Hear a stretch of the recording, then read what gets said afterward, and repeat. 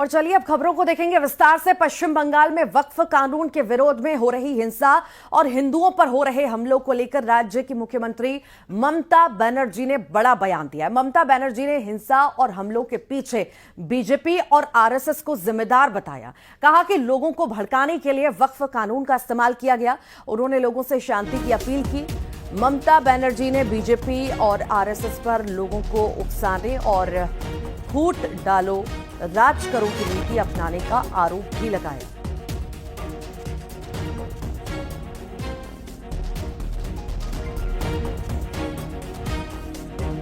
ममता बनर्जी ने सरकार पर निशाना साधा है। फूट डालो राज करो वाली नीति बीजेपी अपनाती है, ऐसा ममता बनर्जी कहती हुई नजर आई हैं। बड़ा बयान उन्होंने दिया है जो पश्चिम बंगाल में हिंसा चल रही है उसको लेकर के।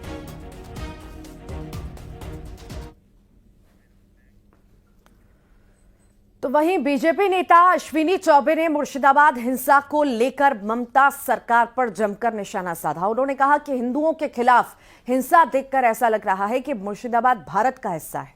तो वहीं टीएमसी नेता कुणाल घोष ने हिंसा को साजिश बता दिया है। हो गया बांग्लादेश के अंदर भी और जो बंगाल के अंदर पश्चिम बंगाल के मुर्शिदाबाद में ममता जी की सरकार को तुरंत बर्खास्त करो और वहाँ पर आवश्यकता पड़े तो भारत के संविधान निर्माताओं की आत्मा की शांति के लिए वहाँ पर संविधान के उन अनुच्छेद को लागू करते हुए राष्ट्रपति शासन भी लागू करना पड़े तो राष्ट्रपति शासन लागू करने में कहीं हिचक नहीं होनी चाहिए। ये मुर्शिदाबाद वाला के सेम मॉडल वो व्हाइट पेपर में कोरा कागज में वो साइन लेता है, वहां से साइन ले रहा है और बंगाल को मैलाइन करने के लिए सब झूठा कहानी वो बाद में वहां पर लिख लेगा। ऐसे सब एलिगेशन आ रहा है। और उधर पूरे देश में पश्चिम बंगाल में हिंदुओं के खिलाफ हो रही हिंसा को लेकर लोगों में गुस्सा है।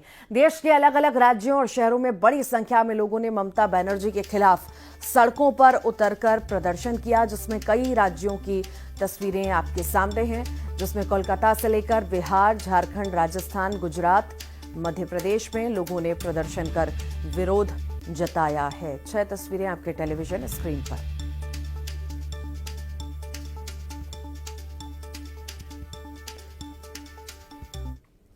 पश्चिम बंगाल के मुर्शिदाबाद की घटना को लेकर विश्व हिंदू परिषद और सकल हिंदू समाज ने राजधानी भोपाल में बड़ा प्रदर्शन किया। राजधानी के कोई फिजा के सामने हिंदू संगठन के लोग जुट गए, जोरदार प्रदर्शन करते नजर आए।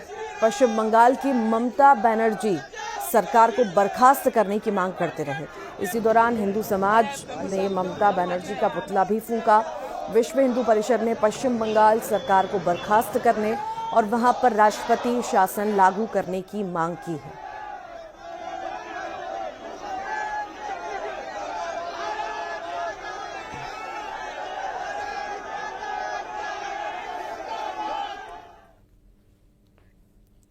उधर मंडला और उज्जैन में भी पश्चिम बंगाल में हिंदुओं पर हो रहे अत्याचार के खिलाफ प्रदर्शन किया गया। विश्व हिंदू परिषद और बजरंग दल ने रैली निकाली।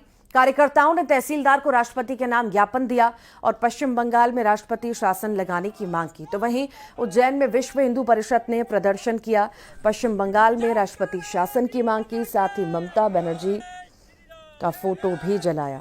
2 तस्वीरें आपके सामने, वीएचपी का ये प्रदर्शन और रैली, मंडला और उज्जैन की तस्वीरें आप देख रहे हैं।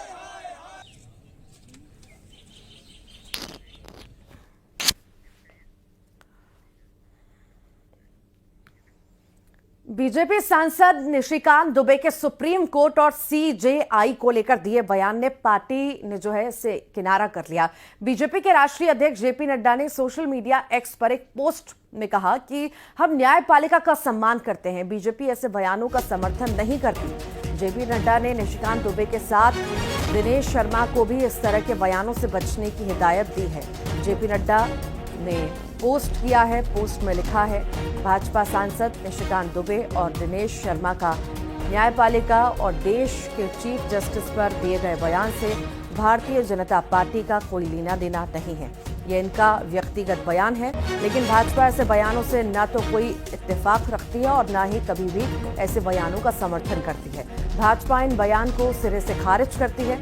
भारतीय जनता पार्टी ने सदैव ही न्यायपालिका का सम्मान किया है, उनके आदेशों और सुझावों को सहर्ष स्वीकार किया, क्योंकि एक पार्टी के नाते हमारा मानना है कि सर्वोच्च न्यायालय सहित देश के सभी अदालतें हमारे लोकतंत्र का अभिन्न अंग हैं और संविधान के संरक्षण का मजबूत आधार स्तंभ है। मैंने इन दोनों को और सभी को ऐसे बयान ना देने के लिए निर्देश दिया है।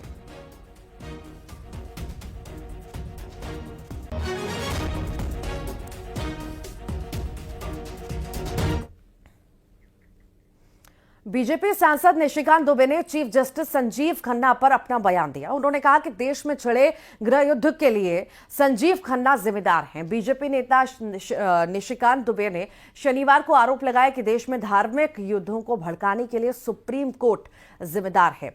उन्होंने कहा कि अगर सुप्रीम कोर्ट को कानून बनाना है तो संसद भवन को बंद कर देना चाहिए।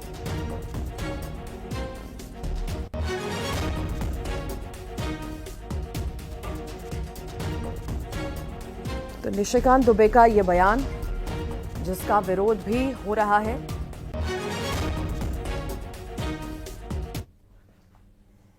इस देश में जितने गृह युद्ध हो रहे हैं उसके जिम्मेवार केवल यहाँ के chief justice of India Sanjeev Khanna साहब हैं। आप जब राम मंदिर का विषय होता है तो आप राम मंदिर में कहते हो कि कागज दिखाओ, कागज दिखाओ। कृष्ण जन्मभूमि का मामला आएगा मथुरा में तो कहोगे कागज दिखाओ।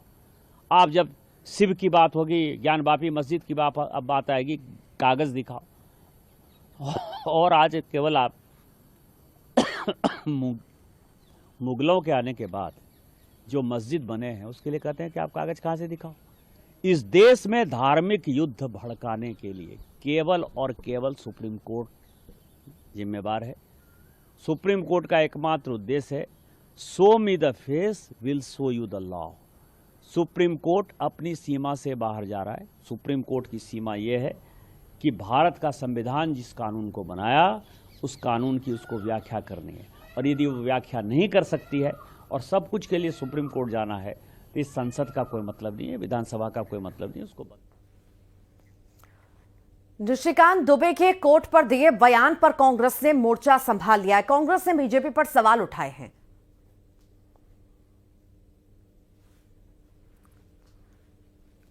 संवैधानिक पदाधिकारी भी सुप्रीम कोर्ट के खिलाफ बोल रहे हैं, मंत्री भी सुप्रीम कोर्ट के खिलाफ बोल रहे हैं, सांसद भी, बीजेपी के सांसद भी अभी सुप्रीम कोर्ट के खिलाफ बोलने में लगे हुए हैं।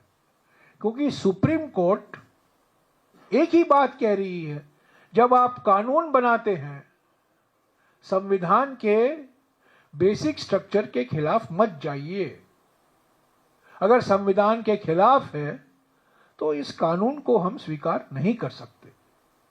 कांग्रेस पार्टी चाहती है कि सुप्रीम कोर्ट इंडिपेंडेंट हो, पूरी तरीके से स्वतंत्र हो, निष्पक्ष हो, और जो अधिकार उनको संविधान ने दिया है उसका पूरा सम्मान करना चाहिए।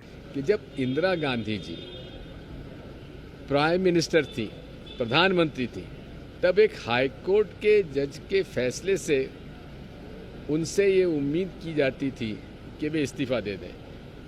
तब ये लोग कहाँ थे? तब जज का ये समर्थन करते थे हाई कोर्ट के आदेश का। अब सुप्रीम कोर्ट के आदेश से क्यों ये परेशान हो रहे हैं? निशिकांत दुबे ने भी कहा है कि अगर कोर्ट निशिकांत दुबे जी, पार्लियामेंट बंद कर दें। निशिकांत दुबे जी क्या हैं? आप जरा बिहार के और झारखंड के लोगों से पूछ लीजिए। बिहार के पूर्णिया में शादी समारोह